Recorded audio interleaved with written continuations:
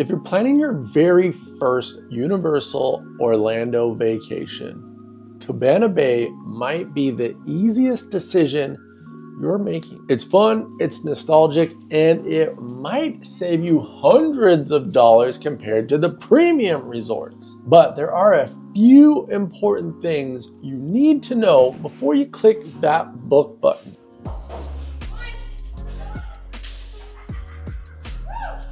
What's up, everybody? I'm Jesse. This is Orlando Unpacked, and we're helping first-timers have the stress-free Orlando vacation. So let's jump right into it. This review is for the first-timers, the families, and anyone trying to get the best experience while enjoying that Universal vacation without overspending. We spent a few nights here recently and explored both sides of the property and tried the food, and the food was delicious. Hit the pools, they are awesome. And even checked out the retro bowling alley to see if Cabana Bay lives up to the hype. Now, Cabana Bay is Universal's most nostalgic resort. It's based in the 1950s and 1960s vacation vibe. You're gonna find bright colors and mid-century designs everywhere you look at this resort. The energy here is fun without feeling chaotic or too cartoonish. It's the kind of hotel that puts a smile on your face before you even check in. And if you're going back there, you know what you're in for, so you're super excited to be there. Now, the rooms. What can you expect there? The rooms are simple, straightforward, but surprisingly functional. I found the beds to be extremely comfortable.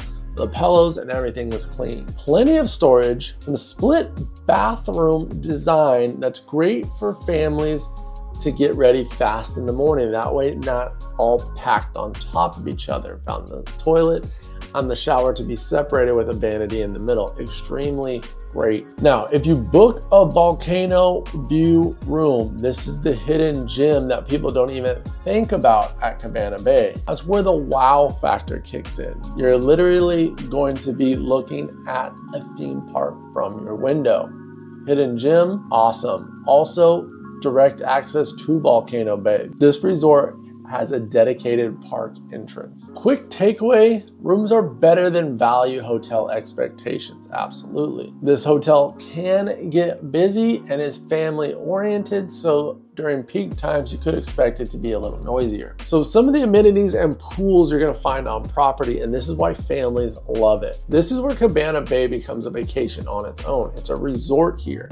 There's two massive pool areas, both separate sides of the resort. One has a lazy river, one has a water slide. You're gonna find hot tubs. There's fire pits scattered throughout the courtyard.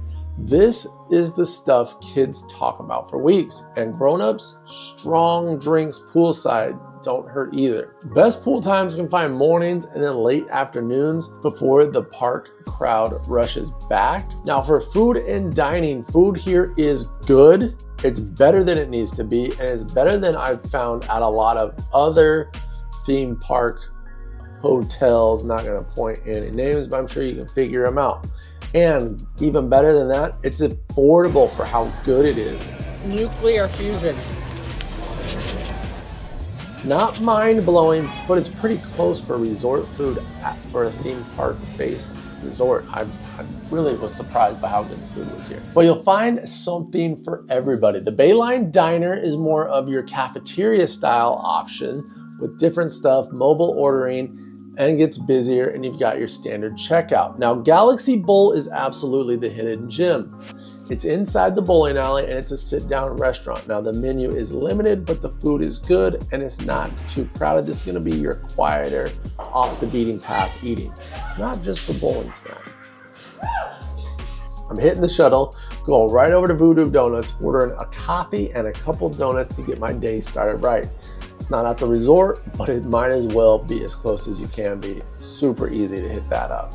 Now, back to transportation to the park. There's no water taxi here. That's not gonna be an option, but doesn't mean you can't use it. It's just the shuttles, the buses, but honestly, they're super fast. Now, this one shares a shuttle with the resort across the street at the Aventura. So they'll pick up here, drop off at Aventura, Pick up an Aventura, you know what I'm saying. We never waited more than a few minutes, and you'll be at City Walk way quicker than you think. Rope drop, arrive 15 to 20 minutes early before the park opens, get through security, and be on your way. Now, price versus value. This is definitely a core deciding point for most. The big reason people pick Cabana Bay is you get an incredibly fun resort with more amenities and with theme park energy for a fraction of what the luxury hotels cost. Now, the downside is no express pass included, but if you're not visiting during peak holidays, you can easily save hundreds by staying here instead. So, who should stay here? Cabana Bay is perfect for the families on their first Universal trip. They want a stress-free, easy way to do it. That's a really fun resort. This is gonna make you want to stay at the resort and be at the park at the same time. Also, anyone who wants big fun on a smart budget, this is definitely it. Cabana Bay packs way above its price range. And guests who love resort days just as much as park days. If you're planning on spending a few days just at the resort, this is a resort I definitely like to hang out at. But if an express pass is a must, or you want the calmness of a premium hotel, take a peek at the Hard Rock and Portofino hotels.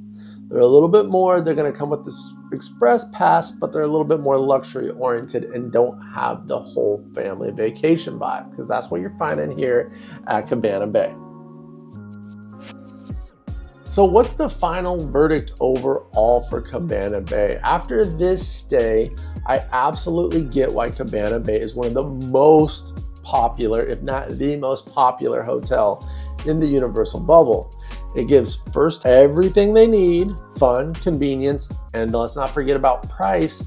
That leaves room in the budget for your park days and overall great Orlando experience. For us, it was absolutely worth it. Now, if you have some questions about this resort or need help planning your first Universal trip, drop a comment down below and make sure you hit that subscribe button for more first-time travel guides. If you want to go a little bit deeper or you want to see what it's like at this hotel, I've got a video right up on the screen right now. I'm already over there waiting for you, so what are you doing? Go ahead and click that and I'll see you over there. Thanks so much for watching. I'm Jesse, this is Orlando Unpacked. I'll see you on the next one.